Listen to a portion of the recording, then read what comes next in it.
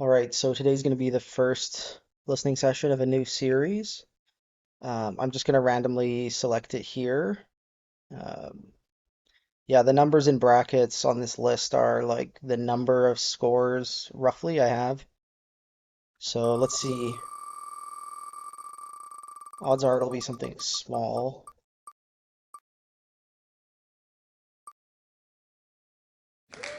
Okay. Yes, this is a weird one that I wasn't sure if I should include, but may as well do them. So I have a bunch of these handwritten scores by uh, Mexican composer Conlon Nancarrow. If you're familiar, he has hundreds of player piano studies. I may as well just talk about him first. So his studies for player piano, okay, I lied. There's only 49 of them. Um, but he was exploring like complex rhythmic things beyond the abilities of human pianists. So these are like sort of proto electroacoustic pieces. And Ligeti really loved them and was a huge proponent of them. Nancarrow is this sort of strange figure. He was born in 1912, died in 1997. He was like a trumpet player born in Texarkana, Arkansas, and he studied with a number of like American composers, some of the biggest names at the time.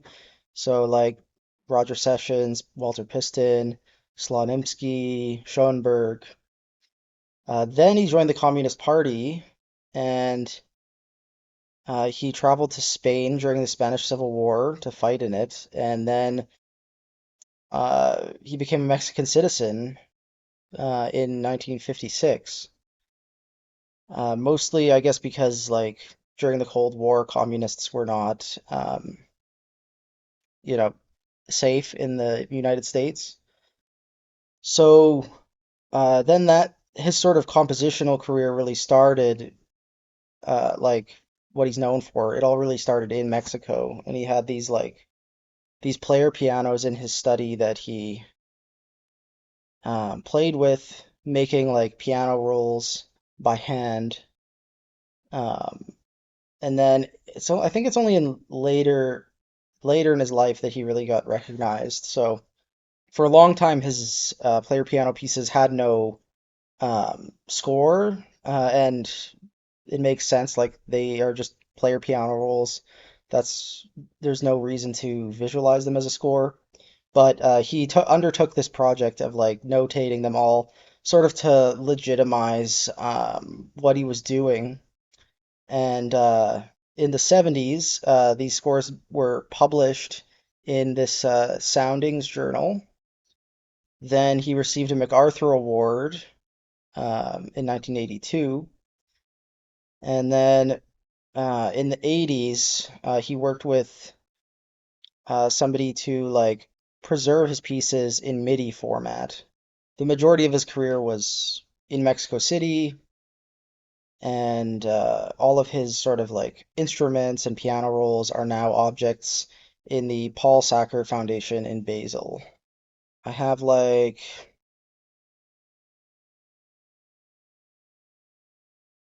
I think I said 12 in the spreadsheet, but number three is broken up into a bunch of separate movements. So I think I'm just gonna do this in 8 episodes.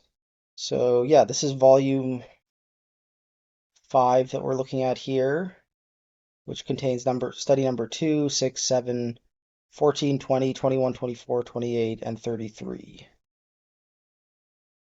And here's study number 2. You can see this is the composer's handwriting. Looks like it's in 5/8 against 3/4, and we have polytempo stuff, so quarter equals 69 against eighth equals 115, and then a third voice enters. This might be the more complicated one at quarter equals 86 and a quarter. And this third voice is actually has this melody and an accompanying 3 note chord thing. So it's kind of got like two bass lines and a melody, and then Another melody comes in later. By the end of the piece, we still just have the four. This would be a nice treat. A lot of these studies are short, so it's like 2 minutes long. I'll provide a link to that video in the video description, and yeah, please enjoy our little excursion into Nancarrow's world over the next maybe 2 weeks of listening. Sweet. So I might listen to it a second time, but yeah, it gets up to five voices at one point. It's one of the, I guess, boogie woogie ones, like the early ones have sort of like jazz influence. This one we're going to be looking at next is called the Boogie Woogie Suite, study number three. Um, this one, it's kind of interesting. Like it has almost like a three-part canon thing going on, and it's just like a layering of voices. But it has this bass line idea which kind of falls into the background, which is very like noisy. It manages not to line up with any voice really. Um, and I guess it's kind of interesting seeing how he decides to notate this stuff instead of he really avoids using like tuplets or anything like that. He just uses like polytempo to describe what he's doing. And seemingly he kind of like carefully lays out the measures and where they fall. So this probably would have been a process of like lining up the measures first, then fitting the notes in. Um, and it sort of emphasizes those big moments where measures actually line up, which I think is helpful as a listener. We're going to move on to study number three next session, and hopefully I can keep these sessions like shorter, roughly the size of the studies I'm listening to. And this one's an exception because we're starting the series today. So, um, yeah, thanks for listening. If this is your first time learning about Nancarrow, I'm glad I was able to introduce you.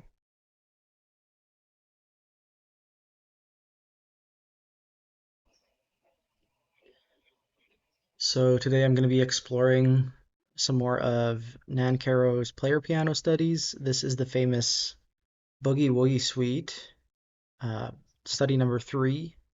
And this is actually one of the oldest one of the first ones he wrote. I think it's 1948.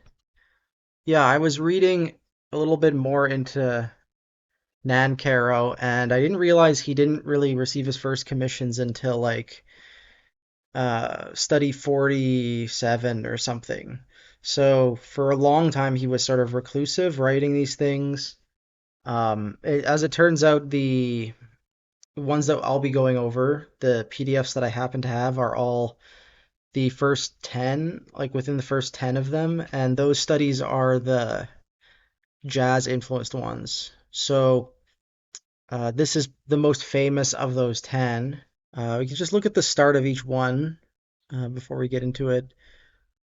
Um, study number one is at eighth equals one, or sorry, half note equals 120, and has this like repeating bass line and some rhythmic stuff. That's how it starts. Um, 3B, the second movement is even faster. It's got a walking bass as well, but it's starts at half equals 88. There's this sort of like, I guess, notation he has going on where this note head represents dotted eighth tied to an eighth note. So it's equal to like 5 beats. 3C starts at it's a one in 6/8 at the beginning, starting at dotted quarter equals 180. There's not a lot of polytempo stuff, at least in the openings of these, but they're all very fast. And they all have this sort of bass line and comping and melody kind of thing. The last movement is the one I remember the most. It's the most famous. It has like this very fast, or like octaves, bass line that's sort of reminiscent of Art Tatum. Um, and it just keeps layering and layering more and more voices, I think. Well, he seems to be able to get most of it on three staves, but yeah, it gets really crazy. So, yeah, that's my short introduction to this one. Um, it's more like five studies, but I'm covering it as just one, and it's upwards of 16 minutes long. So it's one of the longer things that Nancarrow ever put together. Okay, so this was really enjoyable. I'm kind of hooked. I might be listening to one of these a day instead of every other day just to get through them. Um, yeah, I mean, very charming. Obviously, the first and last movements are the most iconic, and it's like a nice little experiment that kind of works. And he just kept doing it over and over again. This idea of like taking a bass line, repeating it, and then doing variations over it. It's a really strong idea. Like we looked at the second study last session, and it was a little bit more elaborate in terms of the like polytempi and you know the way it was designed, but it was less effective, I think, than just this sort of virtuosic like variations kind of thing, which is super easy to hold on to as a listener. Aside from one section in the fourth movement, I think this was the most playable. You know the section I'm talking about if you listened along. And this notation with the squiggly note head, like the tilde note head, I realized that it's like a swing notation, but instead of like a fake swing, the way people think you're supposed to swing with like a ratio of um, 2 to 1, like a triplet rhythm. It's actually more of a like 5 to 2 or 3 to 2 ratio or something. Um, I'm trying to think. Yeah, I guess would have to be. So it's like a ratio of 5 to 3 or something. So that's how he effectively gets that swing style. But it goes to show like how organic piano rolls can actually be. I think Nancarrow had to sort of modify the mechanism to freely place notes because normally piano rolls like have a defined grid, but he's going against the grid here, and he can have any sort of swing rhythm he wants. He can play with all those nuances that normally is has to be felt. Here he's actually thinking through it. So next up is the fourth study. I'm gonna go into that one blind. Again, it's from this same period of like 1950s um, to 1960 maybe.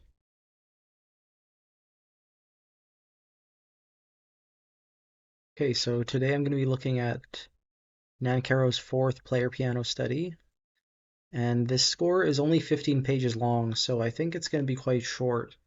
I think I mentioned 2 episodes ago that this was like the the press that like first published Nancarrow's scores, which directly led to his sort of fame as a composer. But these scores themselves are handwritten by Nancarrow himself. This one, it looks like there's a lot of different meters happening at the same time.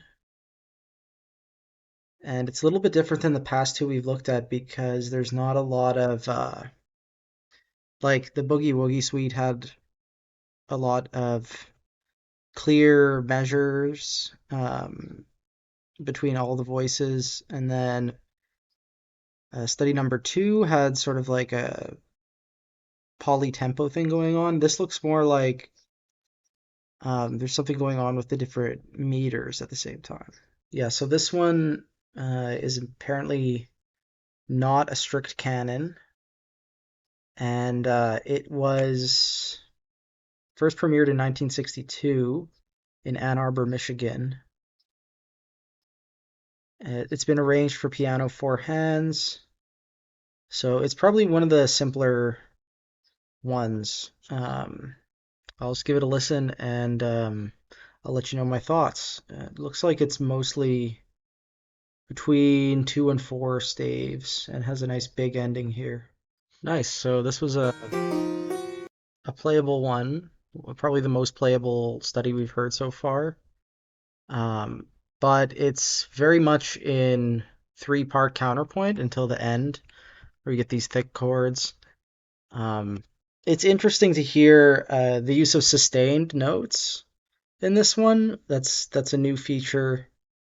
And I imagine to punch those sustained notes into your piano roll is actually very time consuming because you have to like basically if you're not familiar how a piano roll works, it's like the absence of roll is what is being detected as a note. So you would have to like cut out these long lines of paper.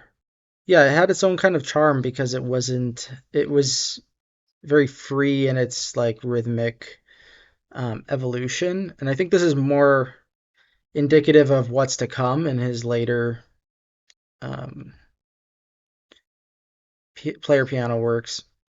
This is like still jazzy, but in sort of melody alone. I think there's a diversity of pieces here, right? It's not just the crazy fast, unplayable stuff. So that's interesting to know. Yeah, I only say this because I have some player piano pieces of my own that are sustained like this, and I caught a lot of flack from my teacher for writing something that's playable by a pianist, and I guess it's sort of comforting to know that no, there are other temporal explorations you can make without being crazy fast. Like precision is also really something to be admired, and this is definitely too precise to play exactly, uh, but you could fake it really well.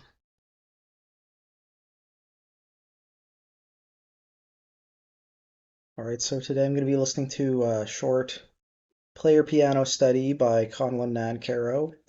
It's his study number 5. This is another study that was written in his early period from like 1950 to 1960. And this one is just under 3 minutes. It's a unique score. These scores he wrote after the fact. It's a unique score because it's sort of all laid out almost like a cutaway orchestra score.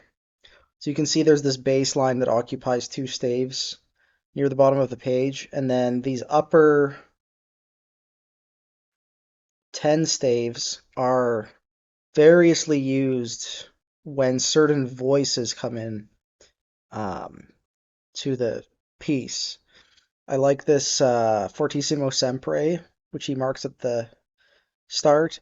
You might have noticed if you've been following along with this series that all of Nancarrow's studies are almost always at fortissimo the whole time. And they have a unique sound. You might have noticed that the recordings we've been listening to don't sound like a typical piano. They sound almost more like a harpsichord or something. That's because Nancarrow preferred to have a player piano where thumbtacks were inserted into the end of the hammers so that you got this timbre of metal striking metal. It looks like it just builds and builds. So like towards the end here, you get all kinds of stuff at the same time.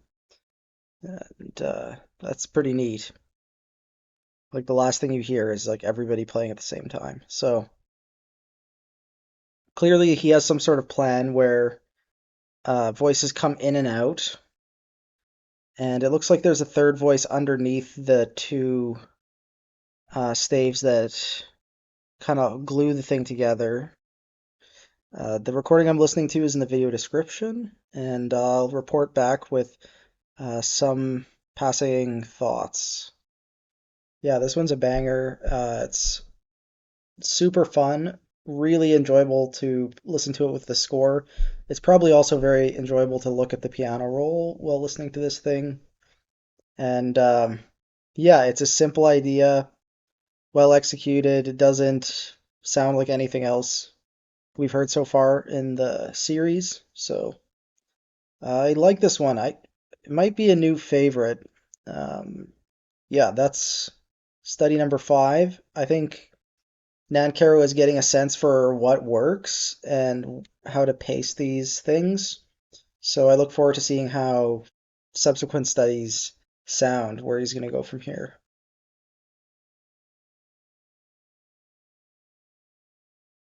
Okay, so today I'm going to be listening to another Nancarrow study. This is going to be study number 6.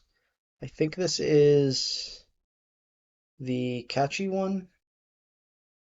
Yeah. So this one, when I listened through these years and years ago, whenever I got these scores, this one was one of my favorites because it was really just like cute and simple. And I think it's in the 2 to 3 minute range. Here's the manuscript. Pretty dingy scan. Um, it's basically just a bass line and melody, but the bass line is split up into two voices. What do we have going on here?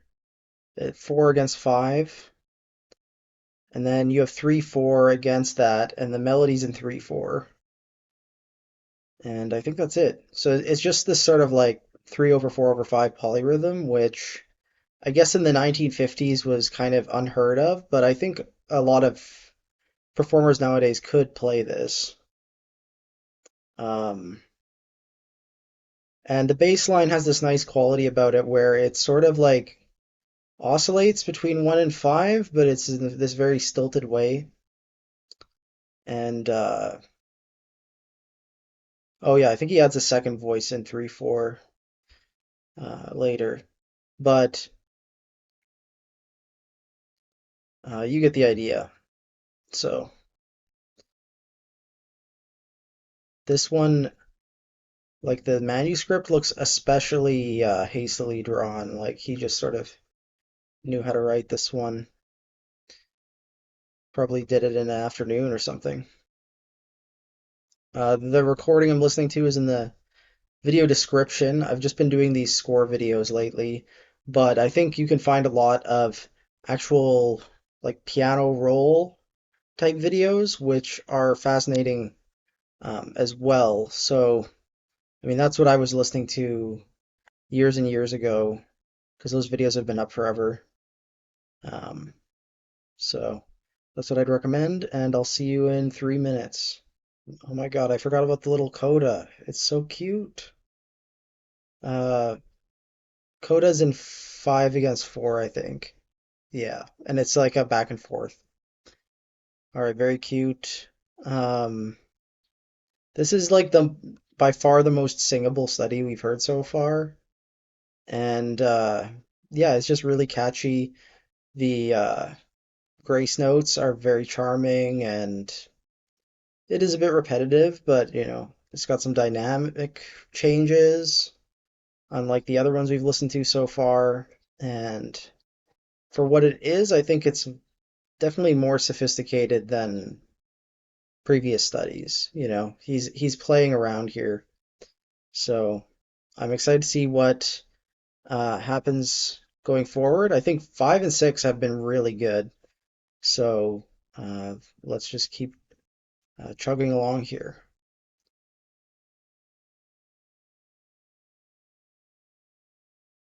So today I'm going to be listening to Nancarrow's seventh player piano study, and I don't really have a good memory of this one. We're back to the fast tempi and the swing rhythm stuff. Um, Notice he has this swing rhythm notation, which we've seen in study 2, study 3, maybe study 4 even. And he likes to subdivide his swing rhythm into 5 beats and 3. Then we have this really fast tempo of dotted half equals 140. So each of these measures is going to go by in less than half of a second. And right off the bat, we have one staff that's in 3/4 and one staff that's in 6/8. So yeah, I'm curious. They're both in the treble clef, so we start high, then this line quickly descends into the bass. It's mostly melody and accompaniment, and it's two staves until this page here, where we get a time signature change. We have 24/8 against 36/8. Okay. This is also a dynamic change to something quiet. This is a pretty big one. It's like 53 pages. The past two we've looked at were under 20.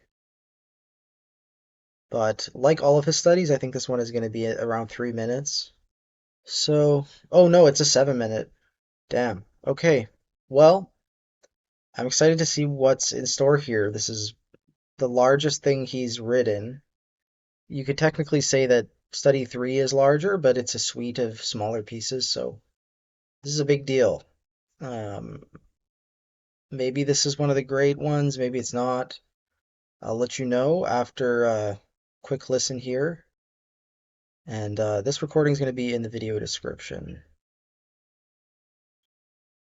if you want to listen along, which is kind of the point of these videos.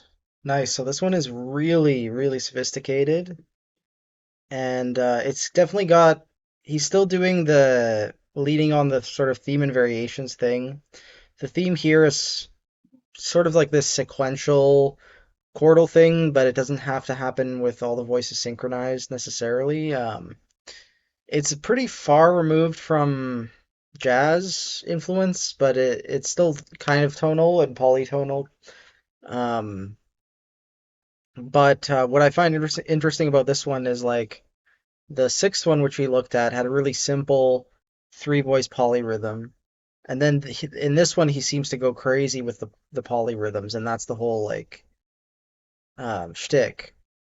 So, for example, 38s per measure in the top, and then 24/18, then 30 quarter notes, 24/18 quarter notes, and so that it's like a very complex polyrhythm. I guess it's simpler now that I'm looking at it, but also it has this almost rondo thing going on where it's alternating at first it's alternating between these larger sections that are loud and then quiet and then loud. And then after you sort of think it's going to be this ABA form, but then it goes to another quiet thing, and then it kind of derails. Um, and you have the introduction of different sections. So my laptop is screaming at me. The fan's going crazy, so I'm gonna cut it off here. And yeah, I'm excited. I don't have the score to the eighth study, but we're gonna move on ahead to number 9.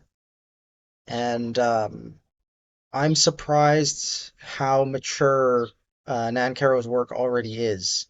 Um, just looking at these early studies, like um, I know that the late ones are considered more abstract, more sophisticated, but this is already like really detailed work, and it's like if you had this piano roll at home, you could listen to it 1,000 times and still miss things. So um, yeah, very very cool.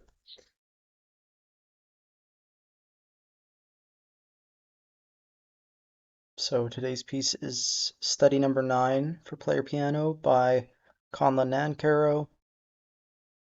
We get like this quarter equals 144 against dotted quarter equals 160 kind of thing. So some poly tempo stuff. Then we have quarter equals 192.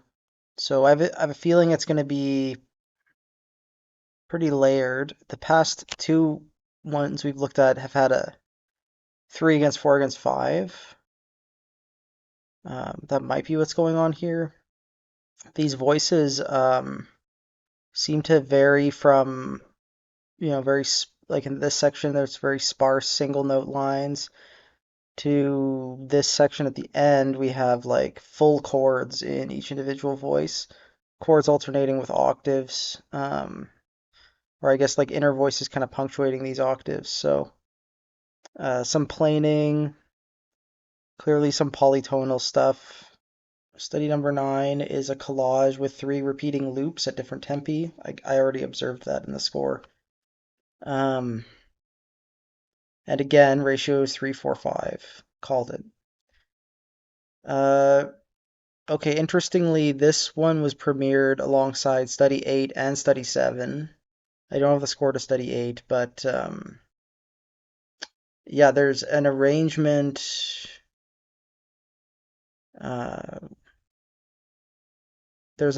of 7 and 8 for chamber orchestra and pianos. Seems to be a bit more of an obscure one. Like, there's not a lot about it other than this 1962 performance. So, yeah, let's give it a listen. Okay, yeah, so this is a really dramatic one. I think it's a little bit less sophisticated than the seventh. Um, it has this idea of like layers coming in and out, right? So, like passing on an idea with like a little bit of overlap, which is kind of nice. I think it's more successful in the sparser sections when you have one or two voices. When it's like full polyrhythm stuff, it's like a little bit less interesting.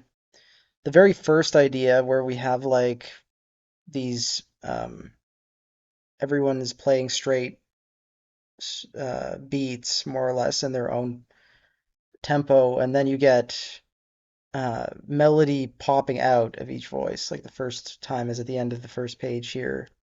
This is actually a really interesting texture, and I can see why this would catch the attention of a composer like Ligeti because it has this sort of like um, it just has this polyphonic like basis to it. I think two voice stuff works really well because it's really easy to focus in on like single intervals as a listener. Like this thing here where you have like the increasing durations of meters, like the bars keep getting longer and longer, but you also have 3 different tempi, and it's just held notes. It's like very simple musical material. That that's a really nice little gesture. But on the whole, I don't know if this is the most successful one we've heard so far. It's definitely a step in towards a different direction, a more canonical kind of composing. Yeah, so interesting. Thanks for joining me in the penultimate episode. Tomorrow I'm gonna listen to study number 10, and I might do a tiered list of the studies we looked at, just to sort of like refresh our memories.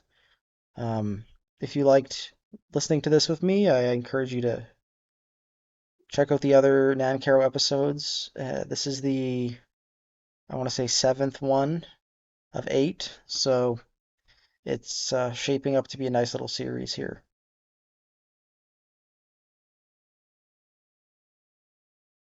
So this morning I'm gonna be finishing off all of my Conlon Nancarrow scores with this manuscript of study number 10.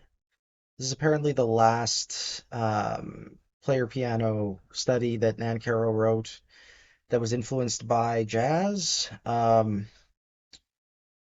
So far, I find a lot of the studies we've looked at aren't particularly jazzy. They like have a sort of tonal aspect to them, but I don't know. It's a kind of a dubious like designation in my opinion. But this is sort of the end of his early studies, the studies he wrote between 1951 and 1960. This one, we have this swing notation again, where the tilde note head always means five subdivisions of the beat, and it's usually used in combination with another rhythm that represents three subdivisions of the beat, so it's like eight plus three.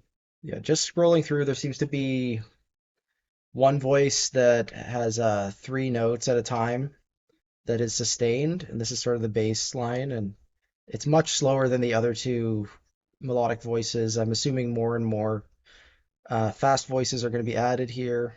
But this sort of arrangement of accompaniment and melodies is a bit more conservative than studies 7 and 9. So maybe this is a bit of a return to his jazz influence stuff. We'll see here. The recording's in the video description, and I'll see you in a few minutes here. Nice. So I think this is definitely the last study of the 45 that references jazz idioms and ideas. It has some swing rhythm stuff. It's actually quite slow um, compared to the other ones.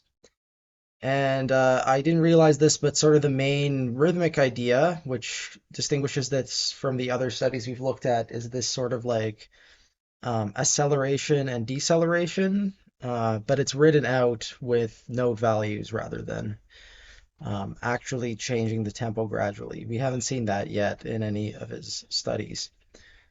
So yeah, the tempo's static, and then you have this like sort of metered, like exponential delay rhythm stuff almost, with the main theme, and it sort of broke the bass line sort of breaks it up into two major sections. Like the first half of the piece has the long held tones, then you get the staccato chords in the bass, and then at the very end you get like quarter notes in the bass, so it's like holding a little bit. Okay, so study number 2 was the first one we started with. I know this one has a orchestration, like an orchestral version by composer James Tenney, which is like when I listened to it was much better than the study, like much more effective. So I think that loses points. It has like some polytempo stuff, but a lot of other studies do it better. So I'm gonna give this a C. And yeah, then study number 3, the Boogie Woogie Suite. I think when I first heard it, I was like, oh, this is an S tier one. It's like the one everybody has to know.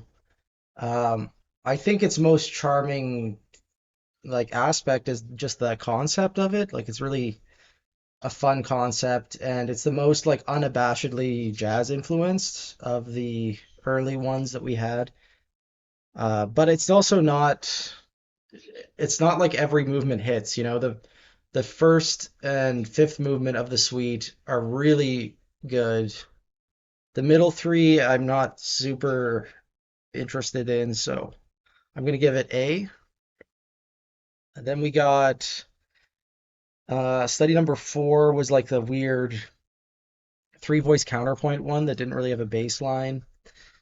It felt kind of like something that any student could do if they understood counterpoint well enough. So I think that's going to be a high D or low C.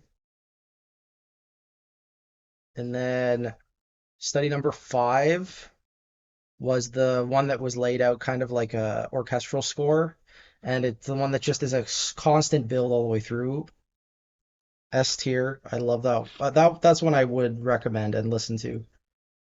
6 is not. Oh yeah, 6 is the catchy one, which is just like